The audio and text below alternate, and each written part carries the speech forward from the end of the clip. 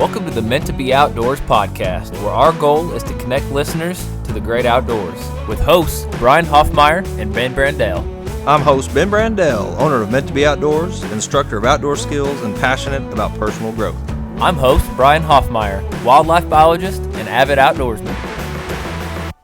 Welcome back to another episode of the Meant to Be Outdoors podcast. You've got Ben and Brian here. I hope everybody is well. It is Myth Monday, and we have an awesome topic for you guys. This is one that I got wrong for so long. It wasn't until my early 20s, until I actually started working as a field biologist, that I actually heard someone saying it right, and I thought they were wrong, but I had to do some research myself, and then I quickly realized I had been wrong for a long, long time. So we want to help you guys today with one to help you get it right, and our topic today is possums versus opossums. And we want to make sure you guys understand what each of those are, because there is a difference, and we want you guys to change your lingo and the way you speak, and we're going to do the same so that we can all be right together. So Ben, what is it? What is an opossum and a possum? Are they the same thing? Because that's pretty much the argument that I've heard. It's just that somebody wants to say it opossum, the O is silent, they call it possum. Yeah, that's how it started out for me. Was I was taught you say possum without the O. Through research, through actually during the days of when you and I were conservation instructors, educators at that point, we had actually taxidermied this animal, throughout different rooms and aquariums and museums. And as I was looking at the plaques of what they called them, they always had the O present. Mm-hmm.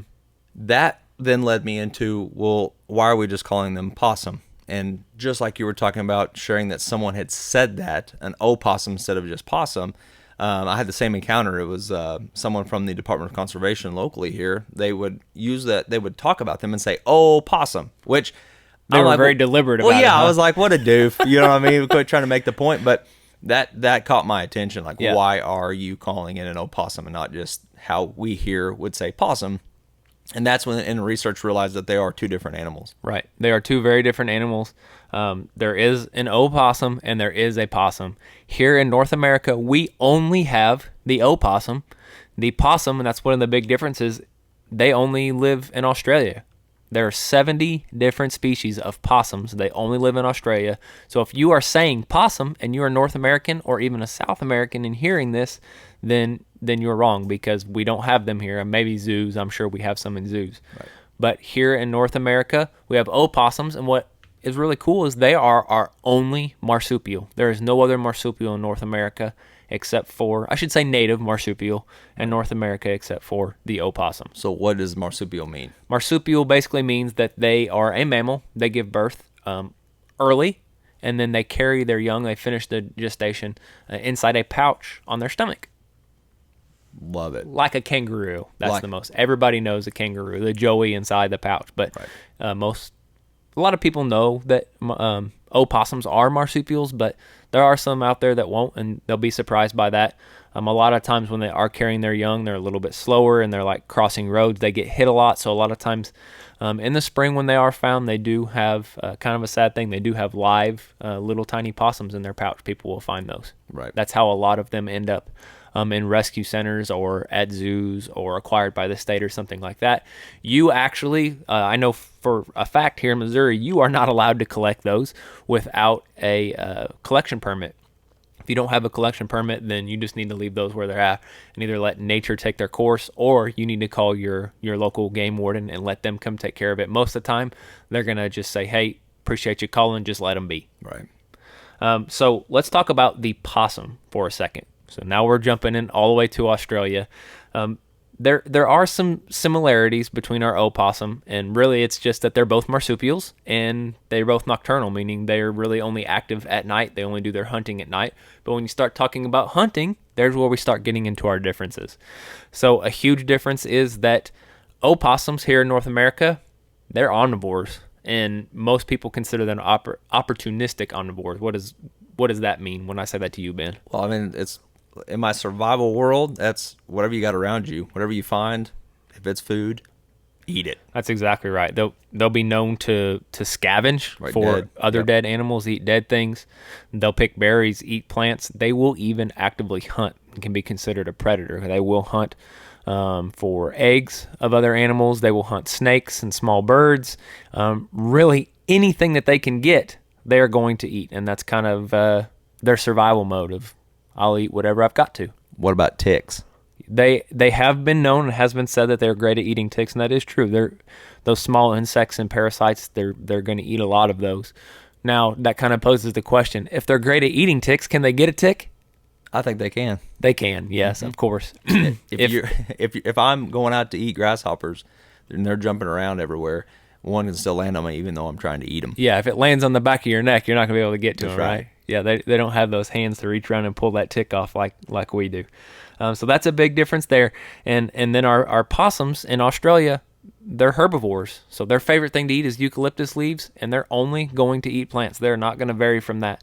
So that's a pretty distinct difference. The other thing that's pretty interesting is their tail, because it obviously creates a different appearance. So it would be weird for us to confuse them, but we do. A possum's tail in Australia, all 70 species of possum have furry squirrel-like tails. So they almost look more like a squirrel than an opossum that we have here in North America. And an opossum's tail, if you guys have seen one, you know a lot of people call them rats. They have a rat-like tail, kind of a scaly, hairless, furless. Kind of whitish pink. Yeah, kind of a little bit gross looking. And people have that kind of negative connotation of possums. Should we have that? Are they gross? Are they nasty? I don't think they are, but if I find one that is playing dead, and I call it playing dead, you're going to cover this here in a minute, but during that moment of playing dead, they can release a nasty, nasty odor, and I probably wouldn't want to eat it after smelling that. And that's a defense mechanism. So when they're in this, I'm going to say, quote, playing dead state, they emit this odor as like, I'm dead and nasty, get away from me. But since you brought it up, let's talk about the playing dead. Opossums do not play dead. So when someone says play dead like a possum, they're actually wrong twice. One, it's opossums that play dead, and opossums aren't really playing dead because it's not playing. That's not an accurate word. It is an involuntary thing. They cannot control whether they go into this state or not, and it's a catatonic state. And what that means is they're unconscious. This is their last resort of a defense mechanism. They're very shy. They would rather either hide. That's why they're nocturnal. They would rather either hide or scurry away. And if they can't do that, if they're posed with this fear, their body goes into a catatonic unconscious state. They emit this smell. They bare their teeth. Their teeth show. And they're just there hoping that works, that it's dead, and that whatever predator is coming for them is looking for something alive. I think their tongue sticks out too, actually, when I've seen them. I think the full, like, I'm dead. Yeah. And a lot of people will pick them up when they're like that. They'll pick them up by their tail. And they should be careful because they have muscles in their tail. They can actually curl and hang by their tails. Most of the time people will do that because they think they're safe. And sometimes that catatonic state only kicks in for a few minutes and they will wake back up. So you should be very careful, because do you think a possum can bite you? It's got a lot of teeth. It's got a lot of teeth. They can definitely bite you. And since we're on teeth now. Well, before you go to teeth. Okay. That is one thing that I have yet to get to see in the wild, is them hanging by their tail. Right. When I look up opossums, have for many years, when you look them up, one of the images that always pops up is this thing hanging by its tail. Is that something, do they do that to sleep? Is that a way to eat? Why are they hanging by their tail? Right, yeah, it's how they rest. Rest. Yeah, it's how they rest. That sounds uncomfortable. Do what? That sounds uncomfortable. Well, you don't have a hairless scale-like tail. That's true.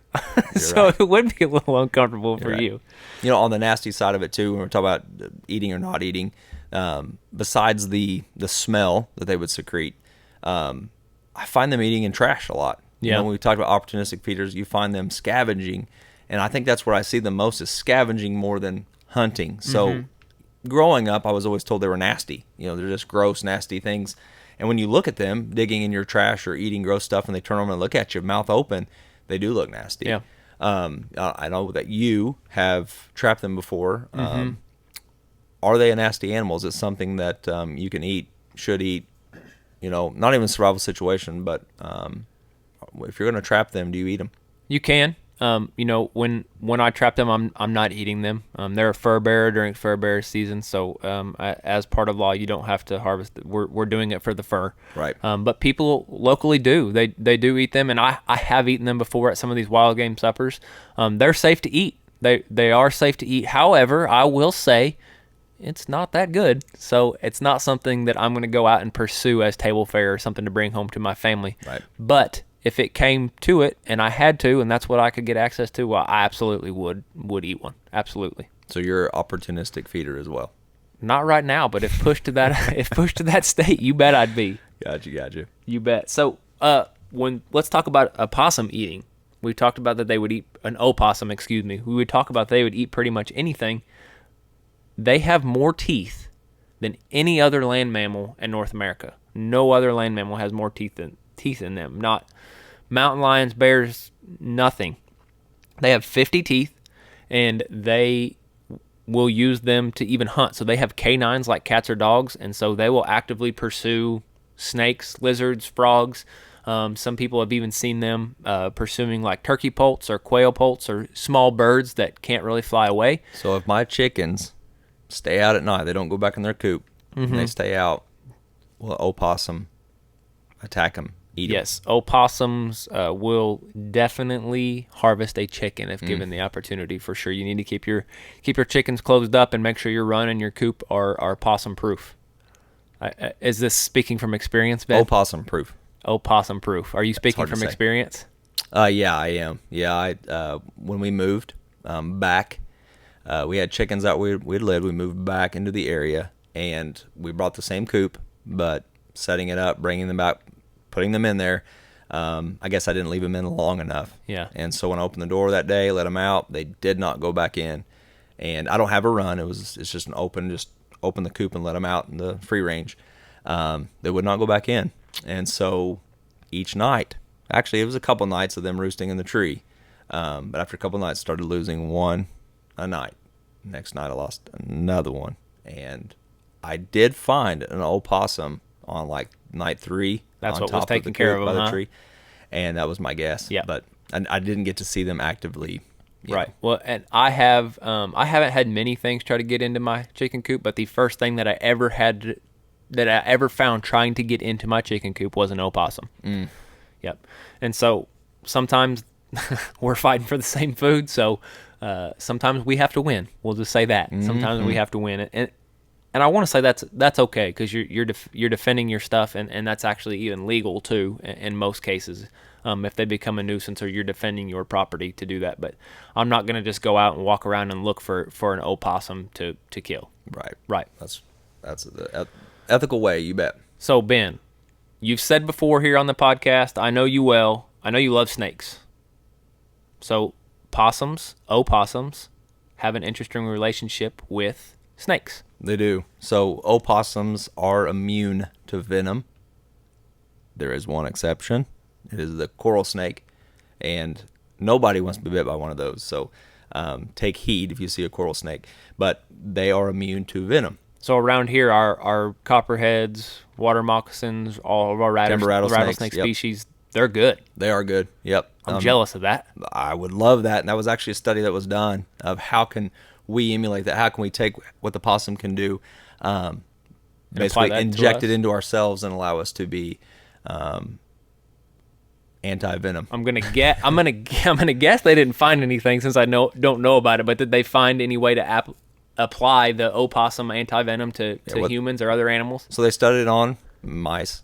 They did find that as they, I'm trying to think of the word that was used. It's not a lipid, but what they found that the opossum had, they were able to put that into, I believe it was a type of protein, but they were able to put that into a mouse, and they actually had a rattlesnake bite that mouse, and it survived. And so there were some steps to see that this is plausible. It's a plausible thing that happened, but the study stopped, and I don't know why. I wish they were still doing it. Yeah, well, apparently they haven't found a way to help us humans with that, but since they are so immune, maybe that would be a good place for them to start if they ever are going to pick up that study. I want to talk about one more thing about opossums before we're done. When I got into predator trapping as a wildlife management tool, way to help our game species like deer and turkey and quail and all that prevail on some hunting properties. Running trap lines, we got a lot of opossums. We got a lot of opossums. And I think that's kind of goes to their habit of just finding and getting whatever they can get to eat. So it didn't really matter what our trap set was for, whether it was for coyotes or raccoons, bobcats, whatever it was for, we always ended up getting opossums. But what I was amazed to find out was their fur is amazing. Because you had this negative connotation, these nasty animals. But of all the things I've trapped during fairbury season, and I'm talking bobcats, raccoons, foxes, coyotes, the best fur I have ever laid my hands on is a possum. It is so soft, and I'm so sick and tired of screwing up and saying possum instead of opossum when I'm trying to teach you guys to say opossum.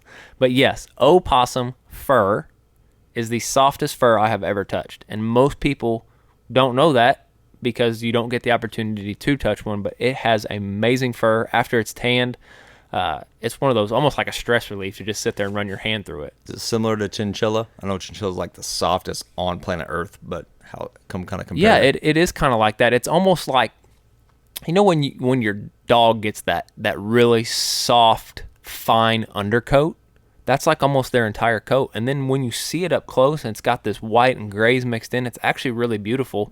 It looks kind of strange out there on the animal in the wild because they've got this pink, pale, white nose and usually some gnarly looking whiskers and teeth. And again, the tail that's not so appealing, but their fur is actually really beautiful up close, very, very soft. And it's like that soft, fine undercoat on a dog. Not quite as soft as a chinchilla, but yeah, similar to that. Yeah, close to it. Other than humans being predators, what are some predators that helps control the opossum population? Well, just like a lot of other animals that are that size. I mean, you've got your bobcats and your coyotes and things that will, even foxes that will definitely harvest a opossum. Even raccoons can get much larger, 2-3 times the size of an opossum. They can harvest them as well. Okay. It's a dog eat dog world out there for sure. Absolutely. So I hope you guys learned from my mistakes, even here on the podcast, of calling an opossum a possum. But you guys should know that an opossum is what we have here in North America. Possums are in Australia. There's also an opossum that lives in South America as well. There's those 2 species. 70 species of possums in Australia. But here in North America, we do only have the 1 species of opossum. I think that's it for this episode of Myth Monday on the Meant to Be Outdoors podcast. We would greatly appreciate if you want to support us by following our Patreon link on our Facebook, our Instagram, or our TikTok. We would greatly appreciate that support. Also, if you'd be so kind as to go to iTunes and leave us a review, let us know how we're doing. Help us move up those charts so more people can listen. We would appreciate that as well. That is it for this Myth Monday. Between now and our next episode, we would greatly appreciate if you went outdoors with your family and friends. Thank you for listening to the Meant to Be Outdoors podcast, hosted by Brian Hoffmeyer and Ben Brandell. Please help us by subscribing. Also, follow along on TikTok, Instagram, and Facebook.